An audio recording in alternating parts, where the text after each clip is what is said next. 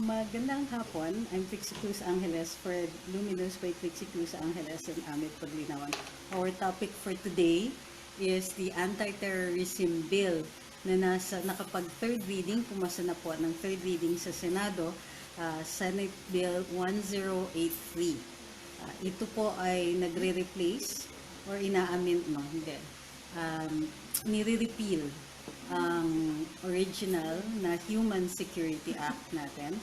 And this is a much more efficient replacement for that. Endorso po ito ng ating Armed Forces at ni Defense Secretary at sinertify ng ating Pangulo as urgent para pumasa na po yung House version. Inendorso po ng ating Pangulo yung Senate version. Ngayon, we are looking at the Senate Bill 1083 passed on third reading. Nandun po yun pinost po namin yan sa Luminous. Ito po, kasi there are two that are posted sa Senado. Yung pumasa na po ng third reading ang i-discuss natin dito. Kasi this is what goes to this one is the one that will have a counterpart sa Kongreso at inendorso ng Pangulo to be passed in full without changes or amendments. Okay. Anong pinagbago nito sa ating Human Security Act? Ang Human Security Act po, for example, allows an accused kapag suspect ka sa terorismo, 3 araw lang po maaari kang i-hold without being charged. After that, kailangan iharap ka na sa piskal or for inquest proceedings o kaya pakakawala na. The second, inamendahan yung Anti-Money Laundering Act. Ngayon po, maaari na po yung AMLC hindi na magre-require ng tinatawag natin na predicate crime. Under the Human Security Act kasi, may mga crimes muna na kailangan ma-charge. Yung akusado for money laundering, kailangan merong murder, may probable cause for murder o yung acts that constitute acts of terrorism, kailangan may probable cause doon bago po magkaroon ng proceedings to freeze an account. So, kaya nakikita rin po natin dun sa Anti-Money Laundering Act, dun sa mga tao na na-charge for plunder, hindi po na-freeze yung mga accounts nila at na-withdraw yung pera bago po makaumpisa pa lang yung proceedings. Kasi kailangan ma-charge na sila with a predicate crime. Ano po yung nagbago? Well, the definition of terrorism itself nagbago na rin. Simple lang yung mga acts that may cause death, widespread destruction, yung paggamit ng chemical and biological weapons, yung nuclear weapons, and so on. Ito yung mga acts, pero ang maliwanag dito ay yung intention para yung intention to cause widespread fear or to intimidate the government or to threaten the government or try to blackmail it for purposes of for their own agenda. So, ang pinaka-common kasi, diba, na naririnig natin ay yung nag-hijack ng eroplano tapos magde-demand na mag-release ng mga preso, mga political prisoners, mga ganon.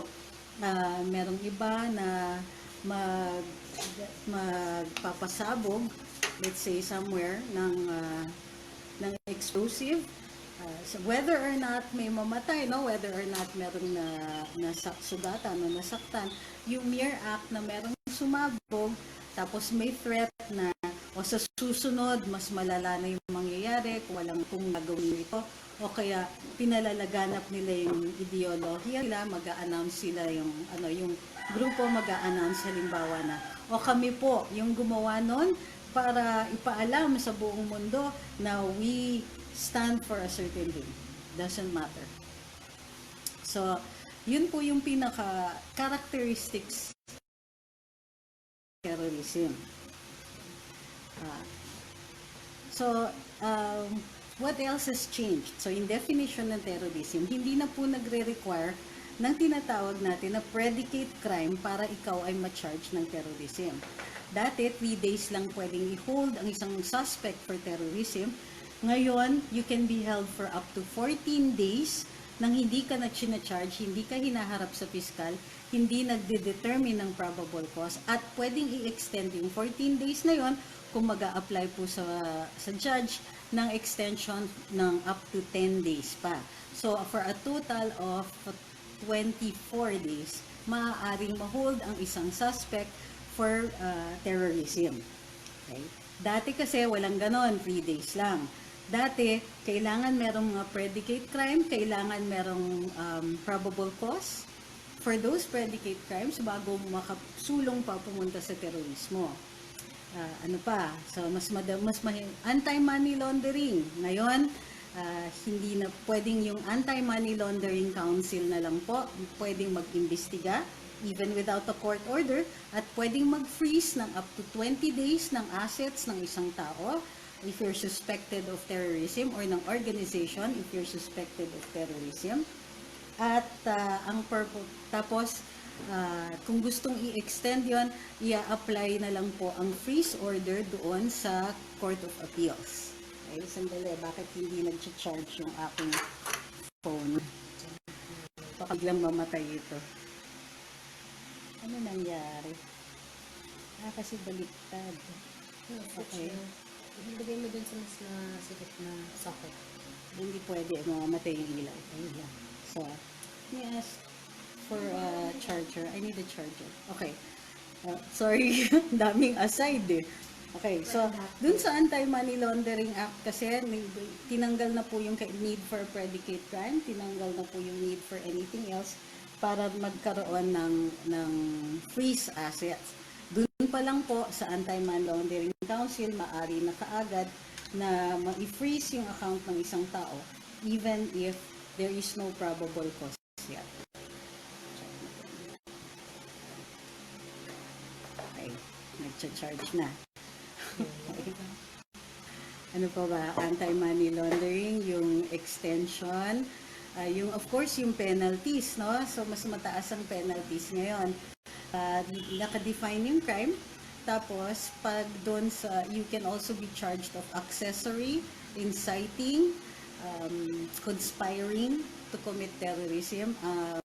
Mas mababa yung penalty of course for terrorism, pero it's still at least up to 12 years.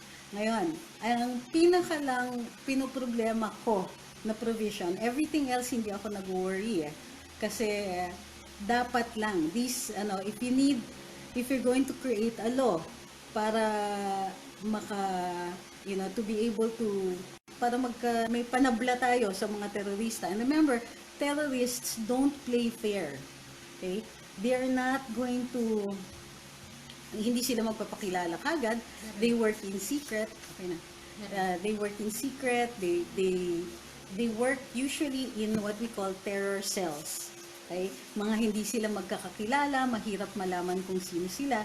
And they do this because usually kukonti lang sila, and it's a way of maximizing resources and preventing themselves from getting caught.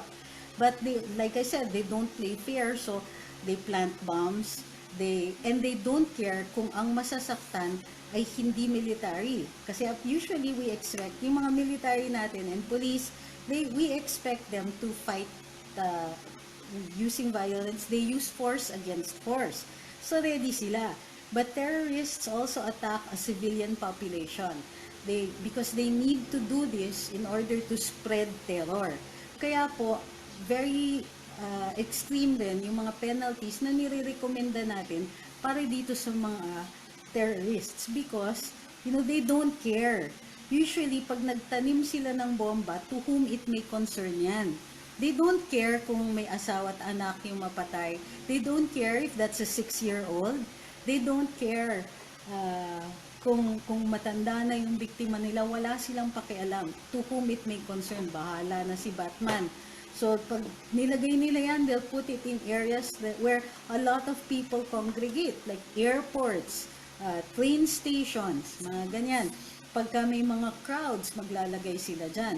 And they take advantage of even calamity situations. So, halimbawa, nagkakagulo ang mga tao, let's say ganito, may pandemic, maaari silang manamantala dito sa sitwasyon, and in order to carry out their activities. Like I said, they don't play fair, and so we must set up laws na stringent, na stricto, kasi ang kalaban natin dito, hindi patas ang laban. Hindi tayo lumalaban sundalo sa sundalo. Mga nagtatago ito, mga willing silang pumatay at manakit ng mga civilian, willing silang mag-target ng mga helpless in order to get their message across. So, opportunist sila. O, totoo yan, Ma'am Annie. They will maximize. Also, most of the time, terrorists want a lot of coverage. Go for extreme crimes. Normally go for extreme crimes. It doesn't mean that the lesser crimes, if walang namatay, hindi yung terror act. The point is, they want to spread fear. So, they will push the crimes they commit to extreme measures para magkaroon ng maximum coverage. Maximum coverage means the greater the fear that they will be able to spread. Okay. Yung mga covered dito. Yung mga participants to an act of terrorism, financing, accessories, people who help cover up the crime kahit hindi sila mismo kasama dun sa crime, people who assist in the commission of the crime, people who provide materials, even people who will provide the kasi necessary minsan yung publicity. So if you help a terrorist organization or terrorists to commit their crimes, then kasama po kayo dun sa asunto. Either kasama kayo sa conspiracy o kasama kayo dun sa act itself, or you are an accessory, or you are inciting to commission of a crime, etc. So may mga measures din po against, dinagdagan po yung mga participants to a terrorist act. In fact, knowledge of the terrorist act, knowledge beforehand, is also going to be punishable. So, importante po ito. Normally kasi sa ating mga criminal laws, kapag hindi ka, alam mo yung crime, pero there's no requirement to report. Now, for crimes of terrorism, oo. So, providing material support ay kino-consider na part ka. Individuals, who provide material support, association, any of the acts punishable, for any of the acts punishable, knowing that the organization is committing or planning to commit such acts, shall be liable as a principal. So, pag nag-provide ka ng material support, it's the same, even if you don't participate in the actual crime itself.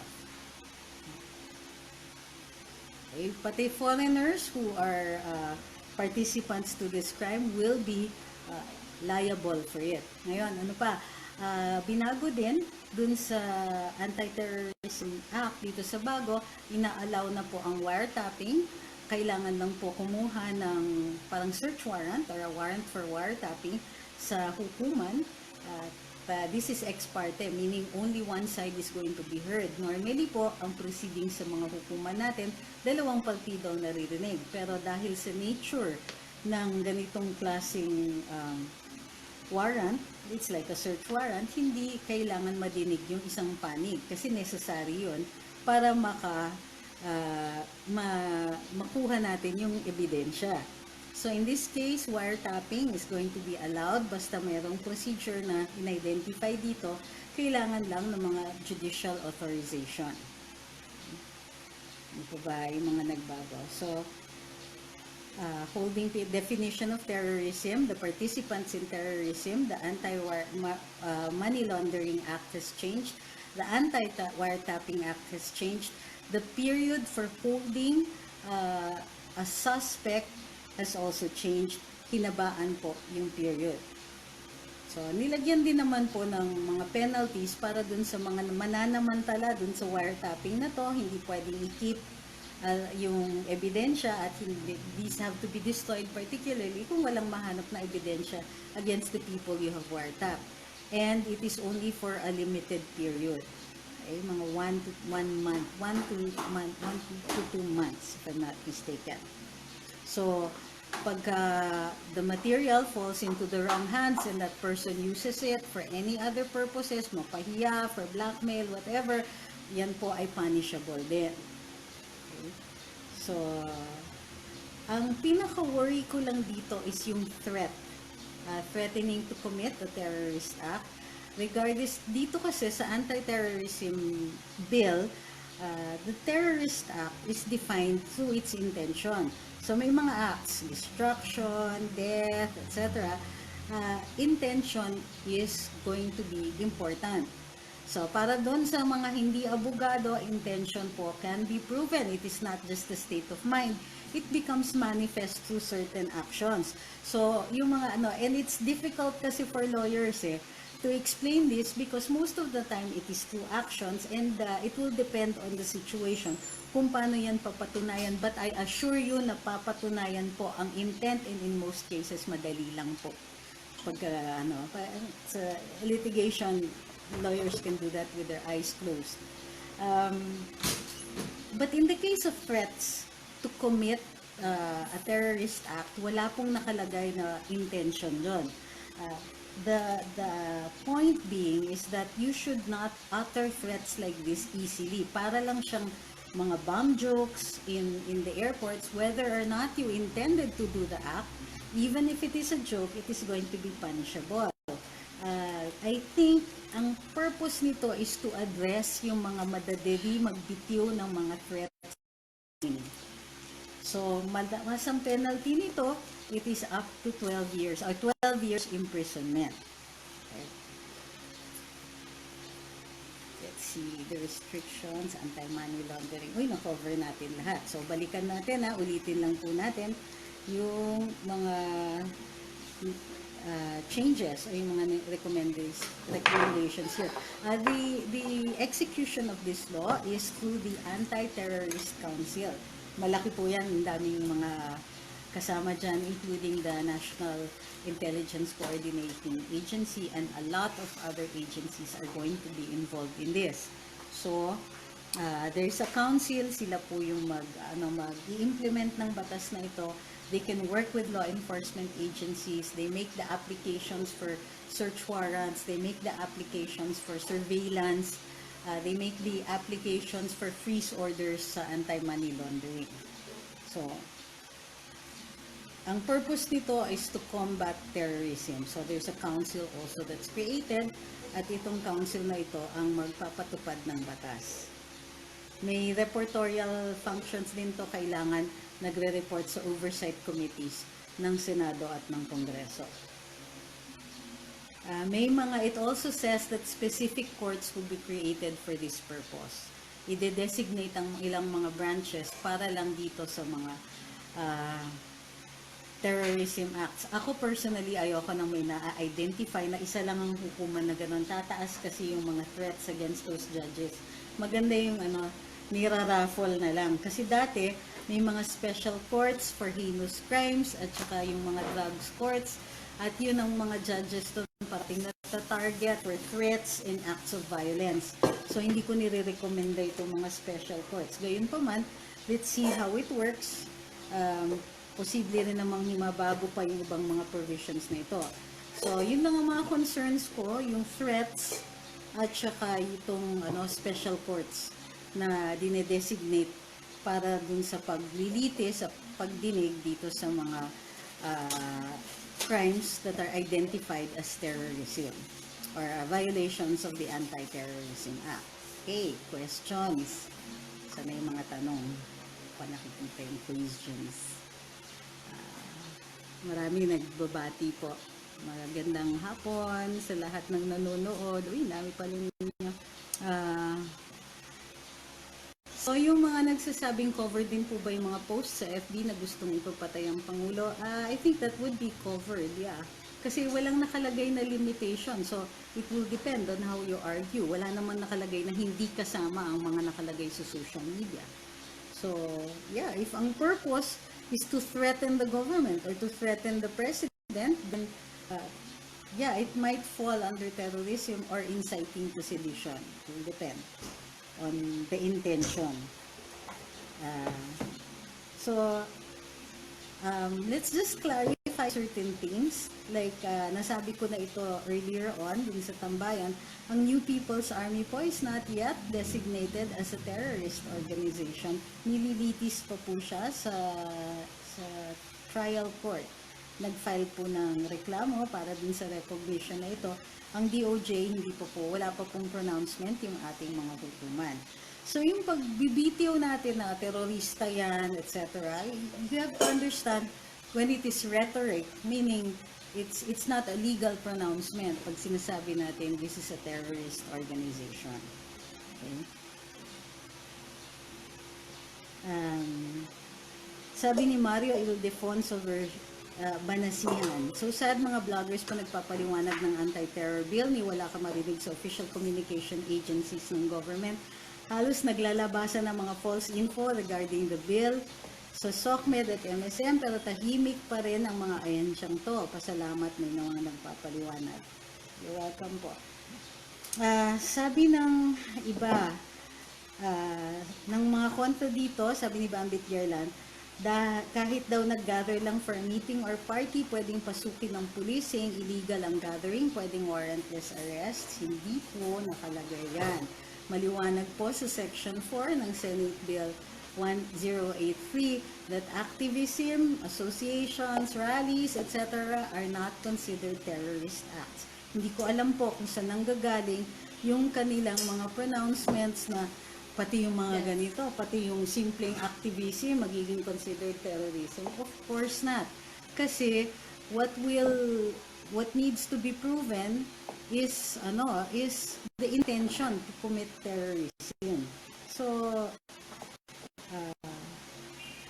hindi ko alam kung saan po nila hinuhugot yung mga ganon. It's not true. At least kung babasihin natin dun sa third reading of the Senate bill.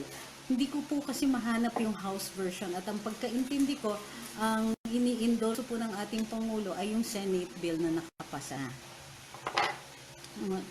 Sabi ni Benz Buenavista, paano po ang NPA? Pagka na-declare po sila, meron din kasi dito sa anti-terrorism bill nakalagay dun sa pagre-recognize ng mga terrorist organizations na yung terrorist organization ano ba? Merong mga provisions dito sa anti-terrorism bill regarding yung mga organizations na kinilala na ng UN Security Council bilang mga terrorist organizations. Hindi po automatic nakikilalanin natin yung mga yon. Ang mangyayari is mag-file ang ating DOJ doon sa mga trial courts para doon sa gaya ng ginagawa dito with the NPA, i-recognize na terrorist organization ito. Now, this does not mean na automatic yung membership mo dito sa grupo that has been later identified as a terrorist organization becomes a crime. Wala po tayong ganon. Ganon po kasi dun sa Anti-Subversion Act, ina-identify lang yung grupo and then automatically membership in that group becomes punishable. Hindi po pwedeng ganon kasi bawal yan sa ating saligang batas. Kailangan po patunayan yung partisipasyon sa isang illegal act bago ka maging liable for a crime. So it is not a crime to be a member of any organization kasi bahagi ng ating saligang batas is the freedom of association, which means you can join groups provided that you don't commit acts that are criminal in nature. However, your membership in a terrorist organization will mean that you can also be put under surveillance, or a search warrant for putting you under surveillance is possible. It can be issued. So you commit an act you commit any act to aid terrorist activities, then you will also go to jail. Material aid, particularly mga financial or ikaw yung lookout, mga ganyan, is punishable as though you committed the act itself. So mataas po yung penalty.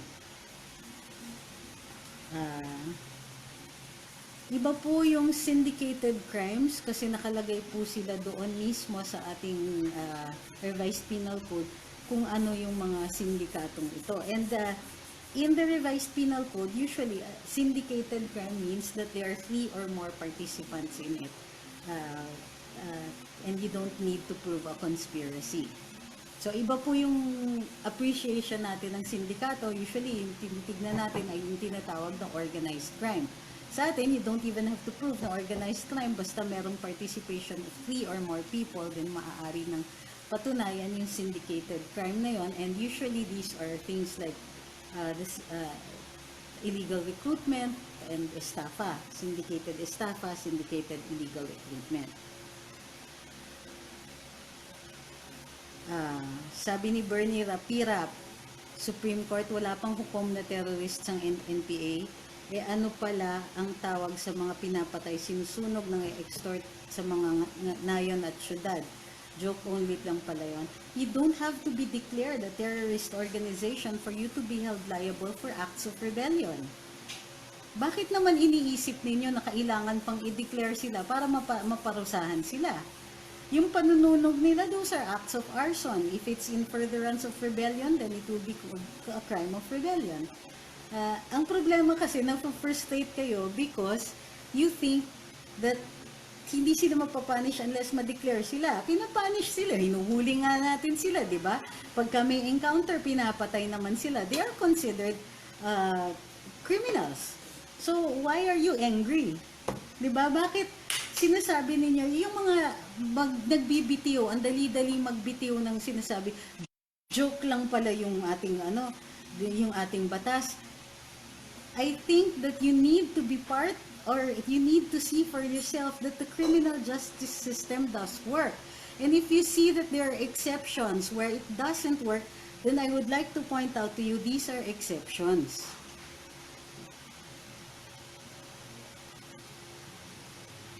Another one, Mulier Fortis, hindi pa ba obvious yung mga NPA na sinusunog yung kabahayan at namugot ng ulo? Anong tawag doon? Hindi ba gawain ng teroristang grupo? Again, I would like to point out, depende po yan sa intention. The universal definition of terrorism, and this, you have to put this into your heads. Kasi parang ang bitiw ninyo sa salitang terorismo, masyadong madali. If they are in the act, and if the intention is to commit rebellion, in other words, to raise up arms against a duly constituted government, possibly to remove that government, or possibly to remove certain officials from that government, that is not a terrorist act. That is an act of rebellion. Ngayon, if yung purpose ng crime mo is to cause widespread fear, to intimidate the government, or to blackmail it, or to cause widespread fear among the population to further your agenda, that is a terrorist act. So mag-iingat kayo when you identify terrorists. You don't use it as a generic term kasi very specific ang definition natin sa batas. Okay? Crimes. There are different crimes because they are also ruled by different intentions. Ngayon, kung hindi nga kayo naglilitis sa hukuman, iisipin ninyo, mahirap patunayan ang intention kasi nasa isip yan. Hindi po. Kaya tinatawag natin na intention kasi nagiging manifest siya in certain acts. Okay? That's the difference. That's why we have to take an exam in order to practice because we need to be able to distinguish between those two different crimes and those two different acts. Kasi nagagalit na kayo kagad, hindi nyo pa naiintindihan yung batas. So, I know it is frustrating, nagagalit kayo dito sa grupo na ito because they cause so much destruction. Pero, ang working ng ating justice system is that you penalize the act that is propelled by a certain intention. Okay? So, that's why we're putting in an anti-terrorism act para meron din tayong a special crime dahil yung intention ng mga acts na yon hindi na sufficient to punish them for rebellion. Okay. Yung mga nagsasabi, hindi ba mako-consider na terrorist, let's say si Sara Elago? What is the act that she committed that was whose intention was to cause widespread fear? Kung hindi nyo mapapatunayan yung intention na yon, then you will have to take it down to an act of rebellion. But remember, mataas pa rin ang penalty ng rebellion. Okay?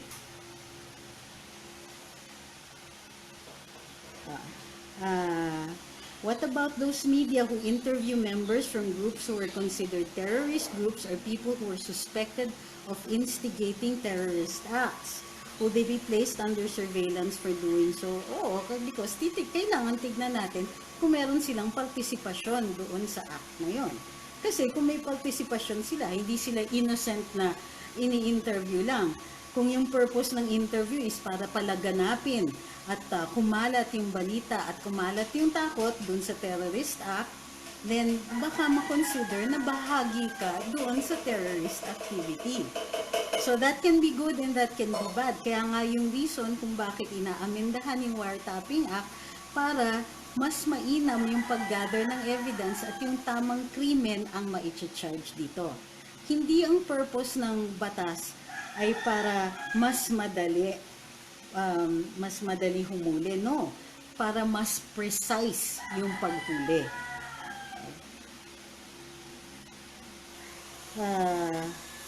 Sabi ni Clifford Abia, why does the government need to amend the bill? Hindi ko sinasabing kailangan i-amend yung bill. Nire-recommenda nga ng ating Pangulo na itong Senate Bill 1083 ang ipasa ng House. Sabi ni Ma'am Ying Lee Polon, siguro po, kasi now lang kami nabigyan ng views na bago, like yours, hindi bago to, this in the law. Kasi, kumbaga, typecast ba o nasanay na style na, wala nang pag-asa. Kasi yun ang na-plant sa mind for so long. Kaya very refreshing na may nagsasabi na, teka, mali yan, kasi ganito yan. Sweeping generalizations included. So, salamat sa pagpapaliwanag. Kasi din, pag may ganyang pataling attitude, I tell them to subscribe instead to your page para maintindihan po nila. Ay, maraming salamat po. Okay? So, hindi rin maganda yung pagsaspread ng cynicism. Yung mga nagsasabi na, ay, wala nang mangyayari dyan. Yung mga ganyan, it causes people to lose hope and distrust in the system. Now, sometimes, since no system is perfect, talagang may times na magkakamali. Magkakamali ang hukuman, magkakamali yung mga abogado, magkakamali din minsan dun sa appreciation ng ebidensya. Sometimes, and it is true, sometimes the innocent do go to jail, which is why the courts guard against it very much. That is why sinasabi natin na it is better to let 10 guilty people go free than put an innocent man in jail. Karamihan sa atin, hindi natin maintindihan yan. Ano? Naririnig lang natin, 10 guilty people go free? No. The worst thing you can do is to put an innocent man in jail. Wala siyang ginawa, pero mapapunish siya. Yun po ang binabantayan ng ating mga hukuman.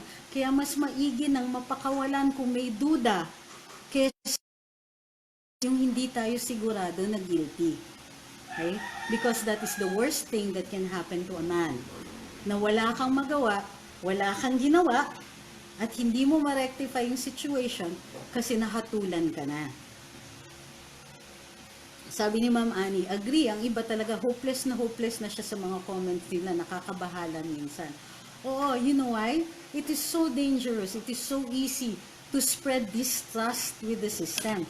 It's so, and that's how the rebels do it. That's how lumalaki yung insurgency. Hahanapin nila mismo yung mga tao who feel they have been left behind. Disenchanted sila sa sistema. Feeling nila hindi sila nasama dun sa mga benefits ng lipunan, na pag-iiwanan sila o na-exclude sila o biktima sila ng malaking injustice. And the more you make them feel that, the more likely that they will rebel against the system. So, naaalala nyo yung that's why you have to understand what is the propaganda of the left, the propaganda of the insurgents. What they want you to do is lose faith in the system. Kasi makaka-recruit sila ng mga tao na galit na sa sistema and therefore ang dali-daling sabihin na, tara, labanan natin ang bulok na sistemang ito. Okay? So you have to guard against that cynicism. What we need to do is always help to make the system better. Hindi pwede yung give up na lang ako, ayoko na nito, walang pag-asa kasi corrupt yung mga taong yan, ganyan. No. We have to, if there is somebody corrupt, you identify that person, you identify the corruption, you identify the blame. Kasi pag ang sinabi mo, lahat sila corrupt, kahit hindi yan totoo, you are feeding into the leftist propaganda. You're feeding into the underground propaganda, into the propaganda that says, let us take us up arms against this government.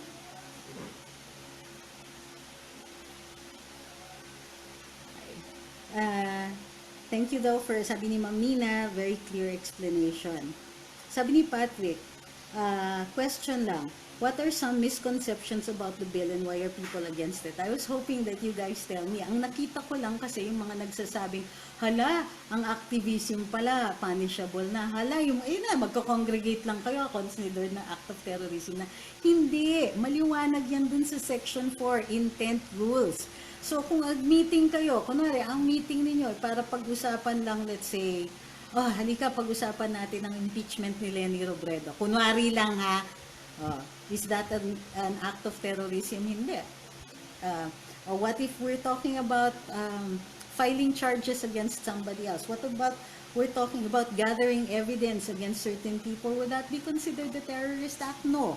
First of all, you have to be gathered for an illegal purpose. Meron kayong sasaktan, meron kayong sisirain, meron kayong wawasakin, tapos plus intent. Ano yung intent? To cause widespread fear, to cause the government to fall, to intimidate the government, etc. So, yung mga yun po, those are taken into consideration. Ngayon, kung hindi naman po yun yung magiging reason para mag-gather, then why would you be worried about gathering?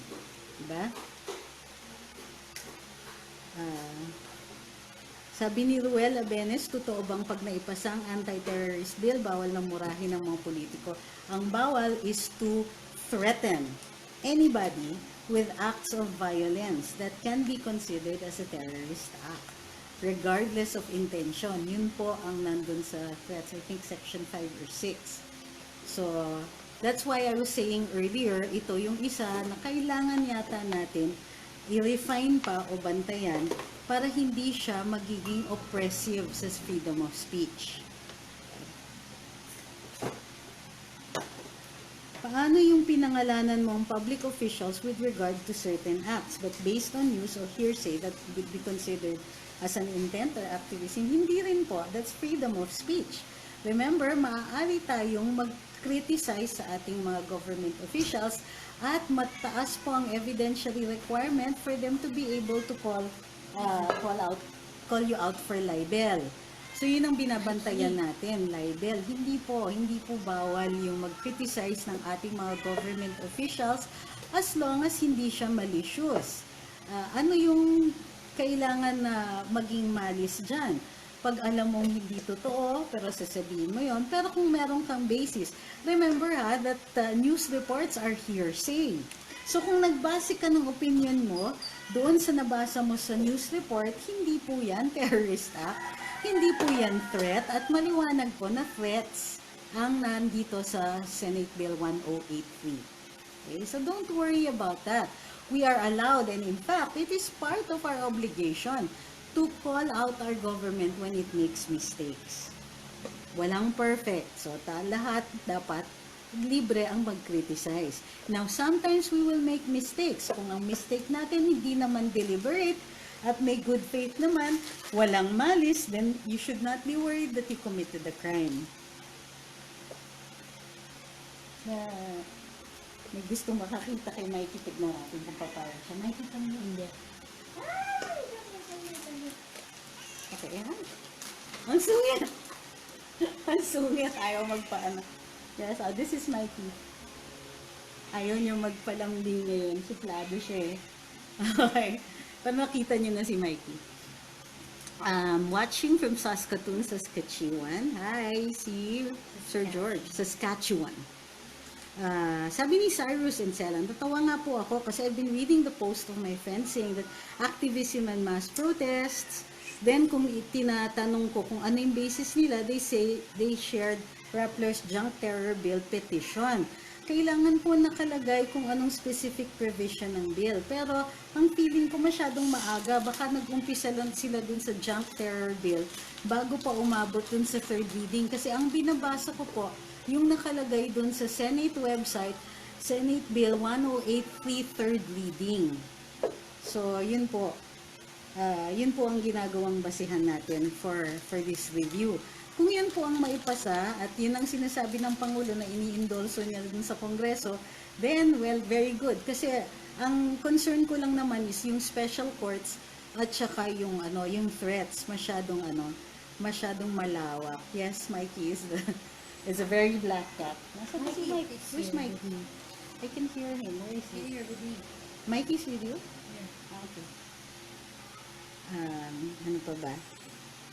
Remember, pwede rin kasing baguhin pa ng ating Kongreso itong bill, although ini-endorso ng Pangulo is Senate Bill 1083. So, hopefully, it is Senate Bill 1083 on third reading. Kasi yun nga po yung pumasa sa Senado. Kung ito po yung ini-endorso, then I see only very few problems. Kailangan lang nga pong i-refine yung sa threats. At saka sana hindi naka-designate yung mga special courts. Kasi it places a lot of our judges in, possible peril. Not sure. Pero, ganun po yung nangyayari kasi noon Tinatanong ni Clifford, ano yung effect ng bill towards the military or police? Hindi ko po alam. Well, it gives them an additional crime that they can investigate further. Kanina po ko pa antay mabasa yung tanong. Sabi niyo, yung acts ng mga leftist students na nanununog, sinagot ko na po yan. Kung nakinig po kayo earlier on, sinasabi ko, hindi po basta-basta pwedeng tawaging terorista any organization, not even the NPA yet until it has been judicially declared. Ngayon, ang acts of terrorism, ang governing dito is the intent to cause widespread fear. So, kung yung purpose ng panununog is in consonance with an act of rebellion, the raising of arms against the government, then, in fact, that's easier to prove kasi wala kang kailangan patunayan na intention. Then, that is the crime. They are rebels, not terrorists. May difference po yan. At yun nga po, ang effect ng paggawa ng Anti-Terror Act. The Anti-Terrorism Act doesn't automatically consider all the acts listed there as terrorist acts. May napatay during an encounter. Ano yung purpose ng encounter? Is it to cause terrorism? Or is it simply an act of rebellion? Ngayon, ano yung effect kapag dineclare ka na terrorist organization?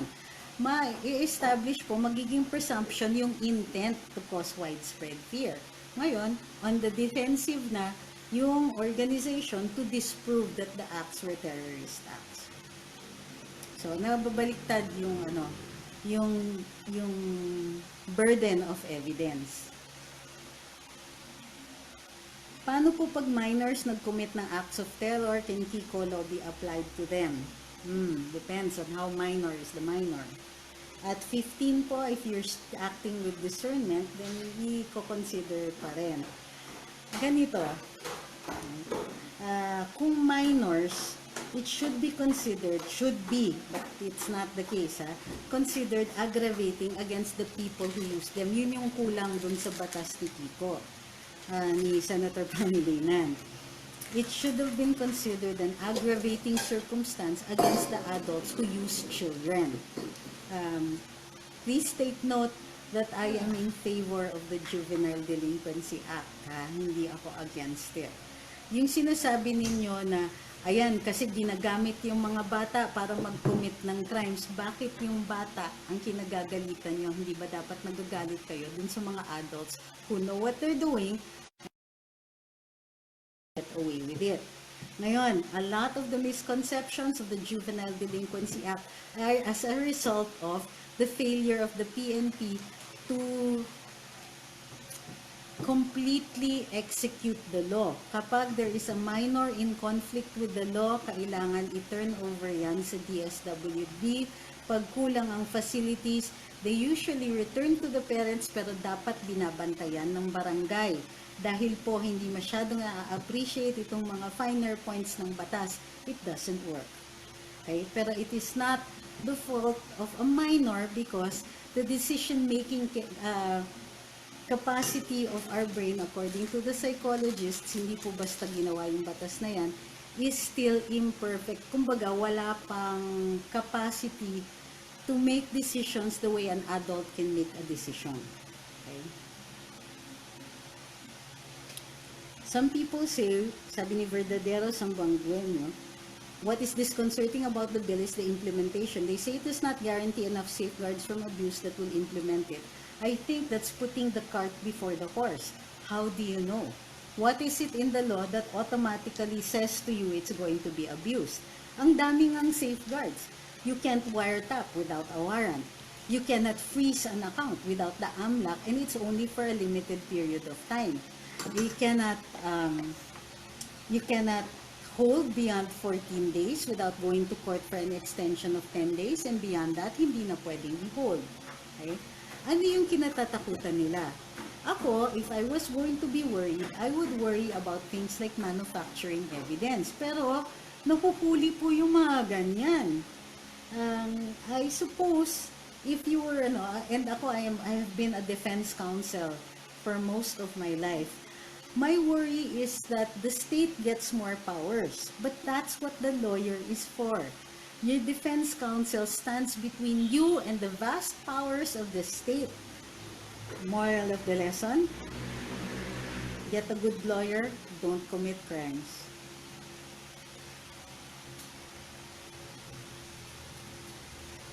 Bakit po di mo lalabas sa notifications? Ay, nakalagay dapat yung ninyo that you should ask to be notified. Meron pong toggle dun sa phone ninyo or dun sa ninyo sa at the end of this you'll see something that you can click on to say if you want to get notifications.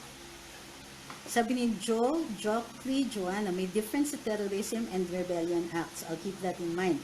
Pati intentions na nagmamaterialize and yung outcomes. Thanks po, naalala ko yung subject sa ethics and philosophy. Opo. But remember, pag dineclare na terrorist organization, judicially declared ang isang organisasyon, yung intention po becomes a presumption. Meaning, the intention is now terrorist act, even if it's a rebellious act. So it is now up to the defense or the accused to prove otherwise. Sinong nagpo-photo ba? Yung anak ko. Sabi ni Ma'am Annie, walang proper facilities yung mga LGU para sa mga juvenile delinquents, kulungan for adults ang meron. That's why it becomes an excuse not to detain a minor. Ang dapat nag-provide ng facilities niyan is the DSWD po. Okay. So, sabi ng iba may notifications. Okay, let me check your other questions. Remember, naiintindihan ko po na galit tayo sa NPA. Sino bang hindi? Except the NPA and their support organizations. Pero, as we said, this anti-terror bill says intention rules.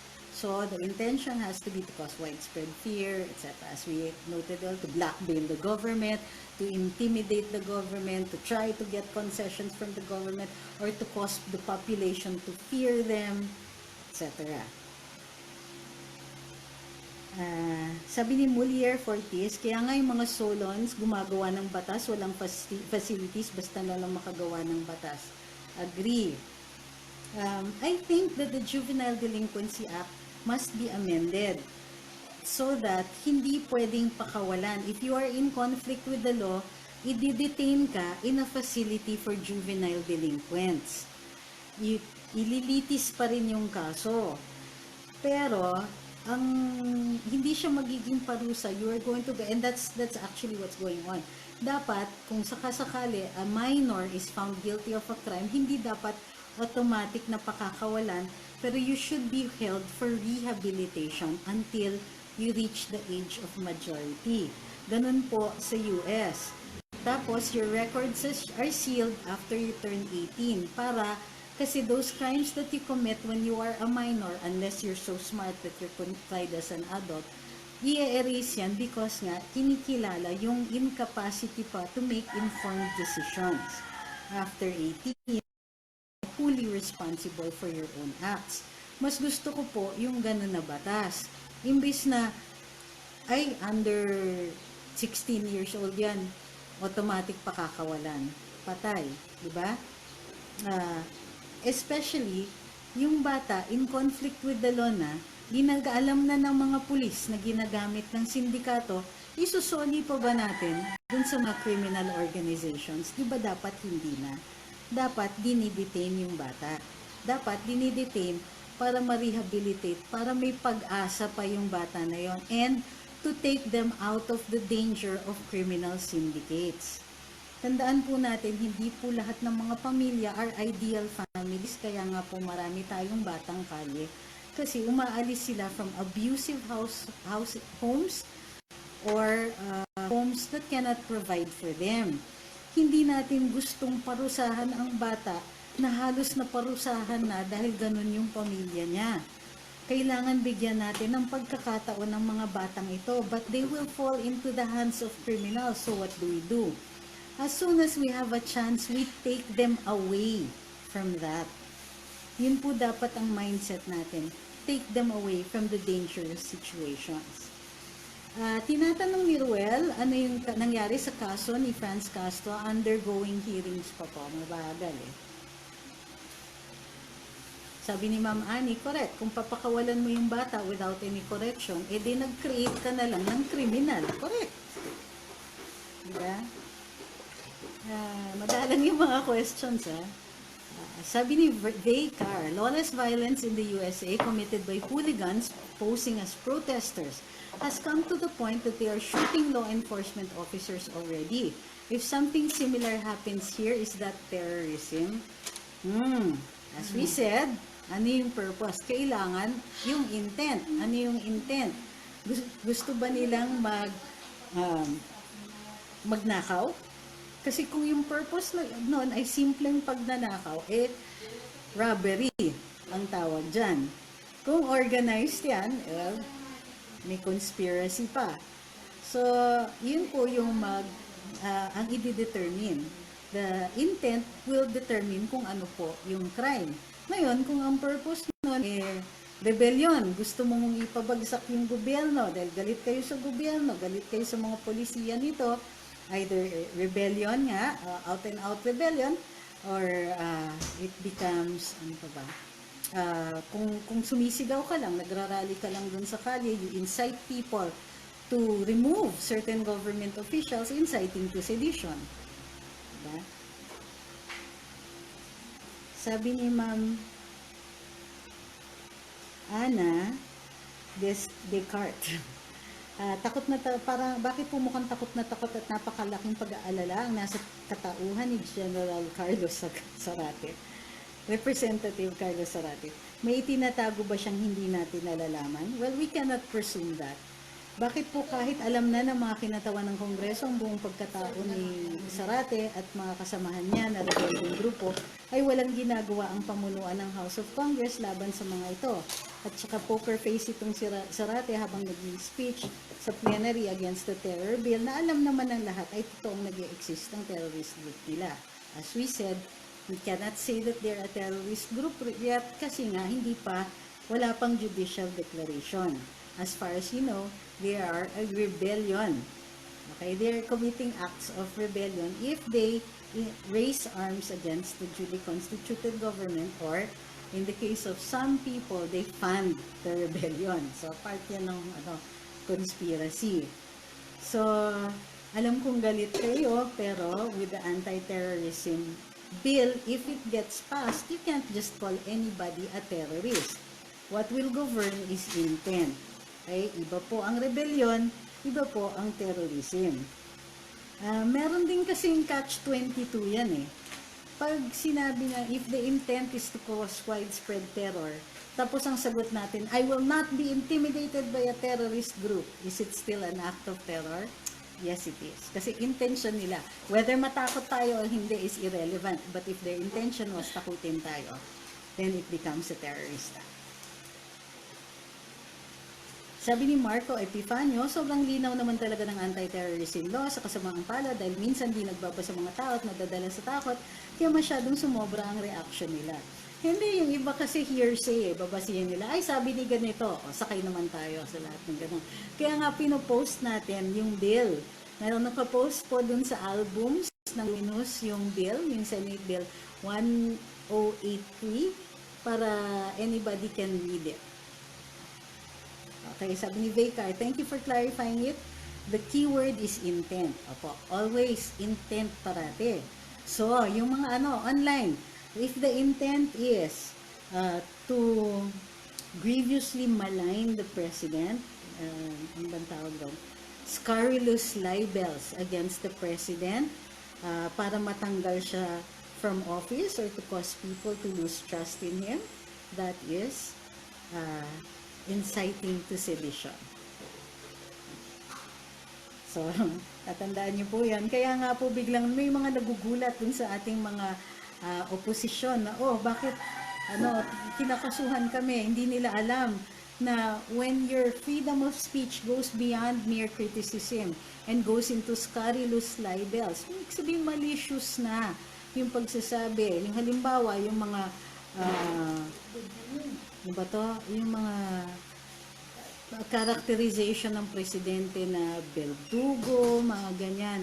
Those are scurrilous libels. Wala naman silang basihan para tawagin ganyan ng ating Pangulo. Sabi ni Clifford, if the youth is caught with guns, ilan ba ang years ng pagkakakulong? This question is connected with the Tacloban 5 issue. Trying to remember yung Tacloban 5. Pag minor kasi, depends kung acting with discernment. So, at 15 years old, titignan mo kung meron siyang discernment. Studies in a good school, he's intelligent, he knows the outcome of his actions. It's still illegal possession. Pero, like I said, if tama po yung pagkakagawa sana ng Juvenile Delinquency Act, he will be held only for up to the age of majority. Pagka minor kasi, and walang discernment, papakawalan na yan ng judge.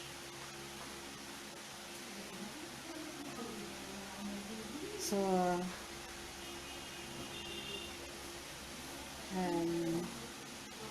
sabi ni Polly Sander, takot po si Atty. Cheldrocno sa anti-terrorism bill, baka parang di po siya nag-agree sa inyo. We can always disagree. And I don't know which bill he is reading. So, sabi ni Flor de Lis Richel, paano yung mga nangaw-ngaw ng HEPA, sabi nila wala na daw freedom of expression kasi anything na daw yung criticism sa government, pwede na daw kasuhan. Hindi ko po alam kung saan sila humuhugot ng ganong klaseng salita. Wala pong basihan yan.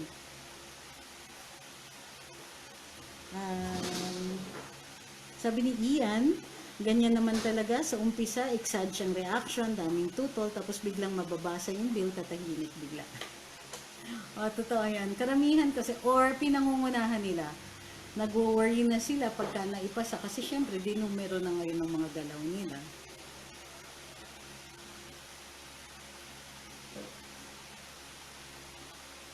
Sabi ni Lisel, naming a public official for graft without documentation to prove it but based on spider senses, is that considered libel po? Kung wala kayong basihan, baka makonsider na may malis yan. So, mag-iingat din tayo.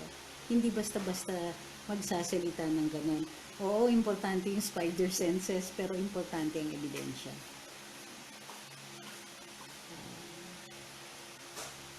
Sabi ni MK Luceros, true, rebellion is completely different from terrorism. Why bother? In the first place nga po, para sa kaligtasan ng lahat po ito. May bill na, wala na rin nababalita na may nakidnap na foreigner na hingi ng milyon-milyong ransom o kaya ay may pinupugutan ng ulo ng mga terorista. Hindi po ba't maganda at ang maidudulot nito? You're talking about what we call the deterrent factor of the law. Oo, agree din naman ako doon. Kaya nga po tayo, yung ibang mga batas natin, nilalagyan natin ng matataas na penalty para magkaroon ng deterrent factor. Yung isipin. Kaya yun yung purpose din kasi ng death penalty. Kakabahan ka, matatakot ka kasi nga death penalty, mataas ang penalty.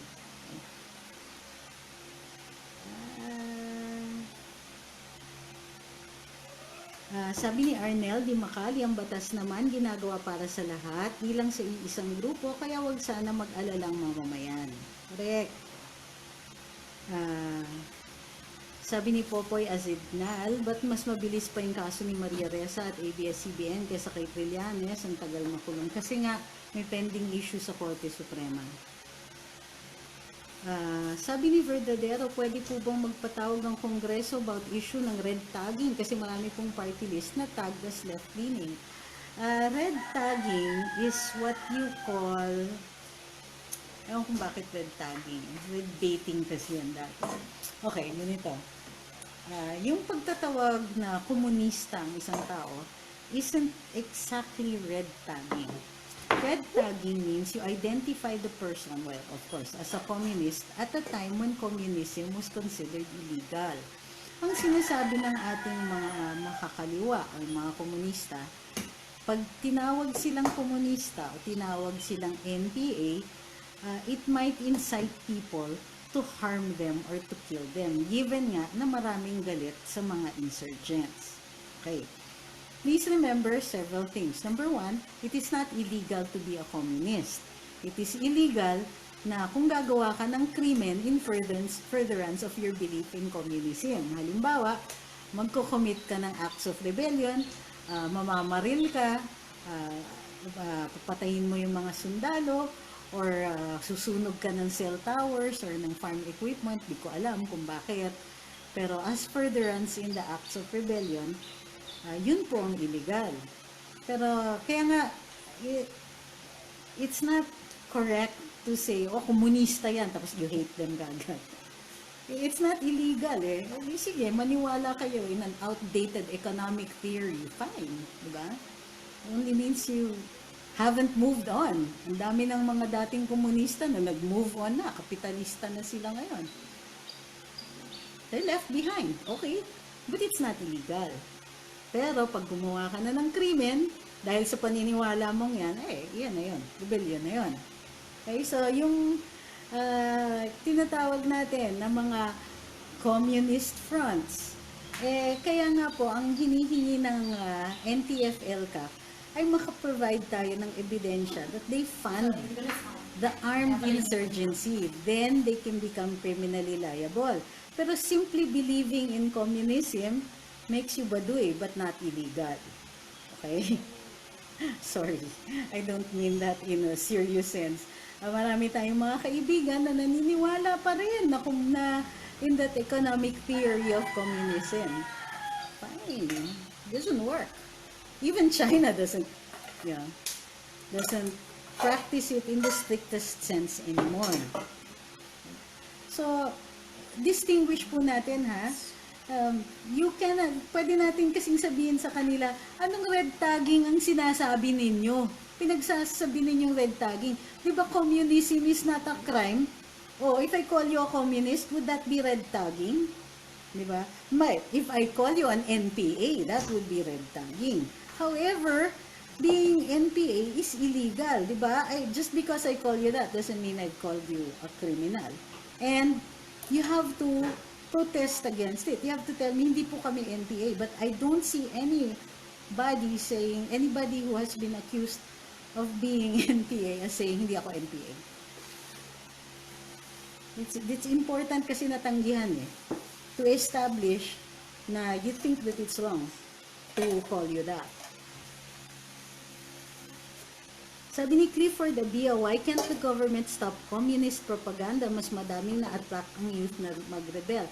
A, because communism is not a crime, and therefore communist propagandizing is also not a crime, because the government can counter that with its own propaganda.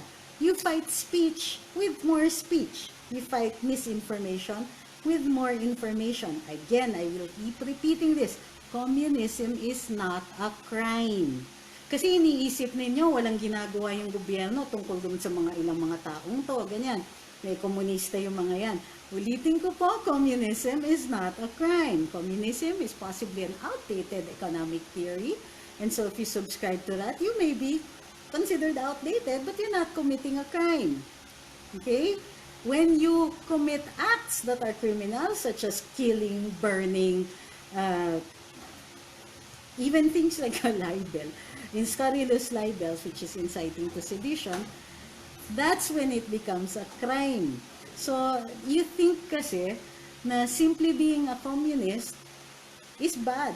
Well, it's not necessarily.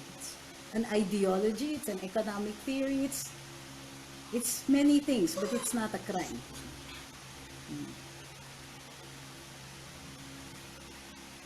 Yun, sabi ni Christopher Torno, kahit yung mga communists tanggap na illegal ang NPA. The irony of it all, di ba? Kaya nga ayaw nilang ma-identify na NPA sila. So yung mga sinasabi natin, oh, itong si Elago, dapat, NPA yan, dapat ikulong yan. Wait, ano yung kinoconsider niya na acts of rebellion? Ngayon, kung yung pagkukuha ng mga, kung minor, halimbawa, kinuha ng mga to for recruitment, yan, bawal yan. Violation, child abuse, yung tawag doon. Pati yung pag-transport ng mga minors without the permission of their parents, that's a crime. Sabi ni James Ryan Agcol, NPA are criminals because they are killing our soldiers and they threaten our civilian population. Then that's a crime. Yes, NPA nga, when they commit acts of rebellion, then they are criminals.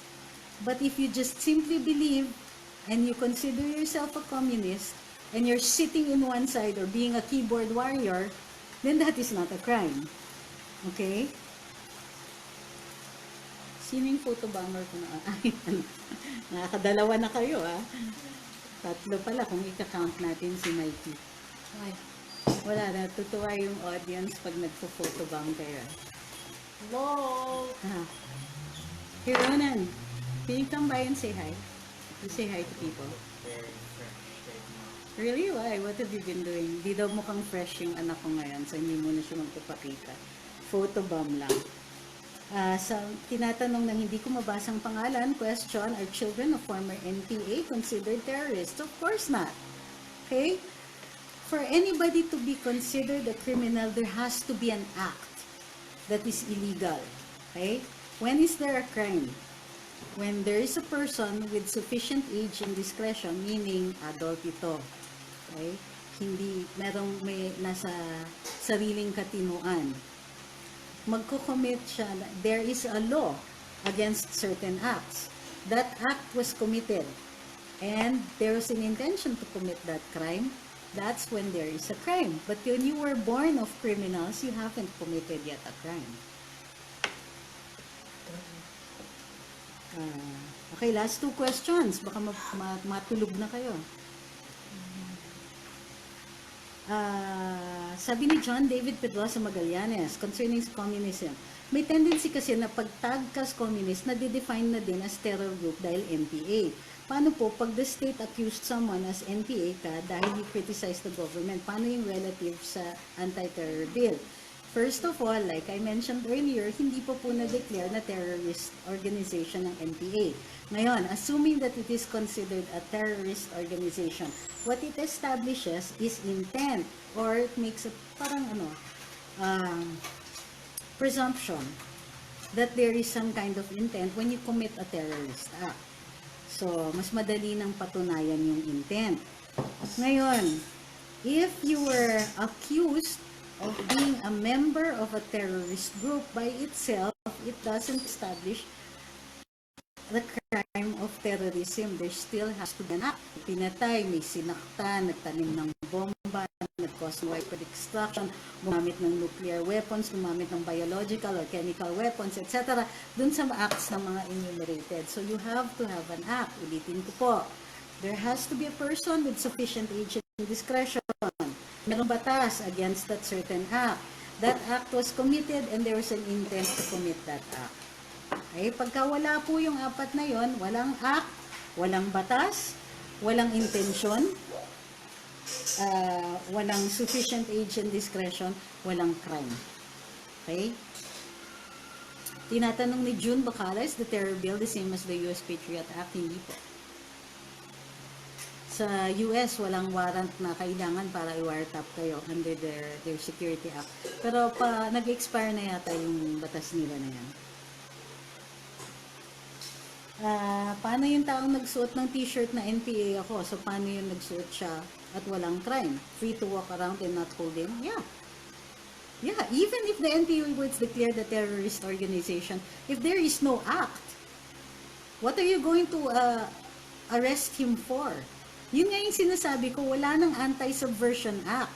Dun sa Anti-Subversion Act, mere membership in an organization that was in the act of rebellion was considered a crime.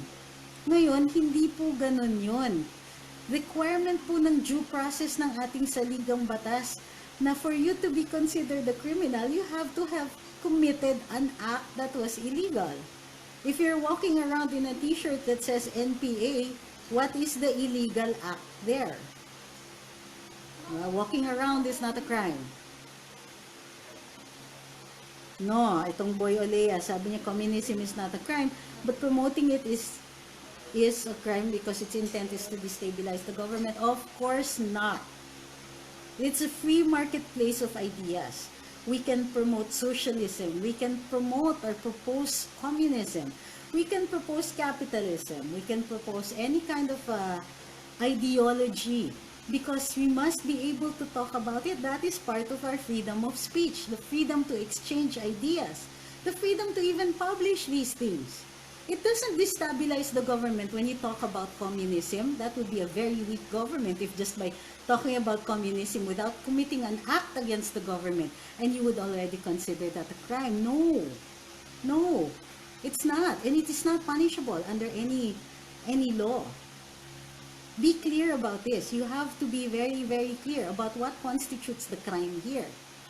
We call the NPA criminals because they have raised arms against the duly constituted government. That is a crime of rebellion. And if they're always in furtherance of rebellion, you can arrest them even if they're not in the act of raising arms. Pag nire-raid nga dati yung mga bahay, hahanap ng mga rebelde, identified rebelde to, nakita natin sa bundok, nakikipagbarilan sa mga pulis. Later on, even if tulog yan, na-aresto siya, committing the act of rebellion because rebellion is a continuing crime.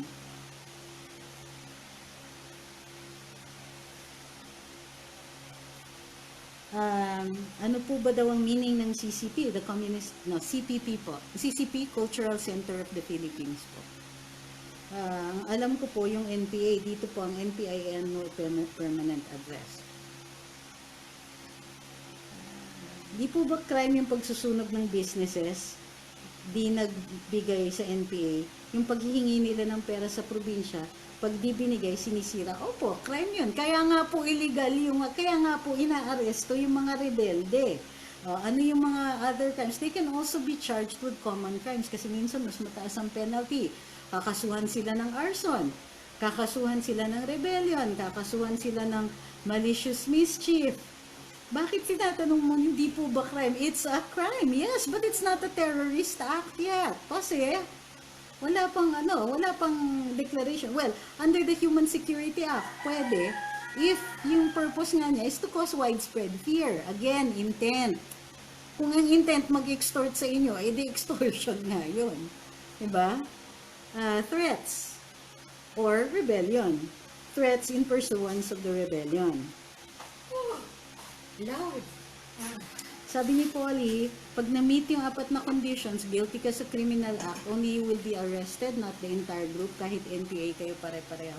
It depends on what the acts are that the others committed. Kung may conspiracy kayo, edi kasama lahat.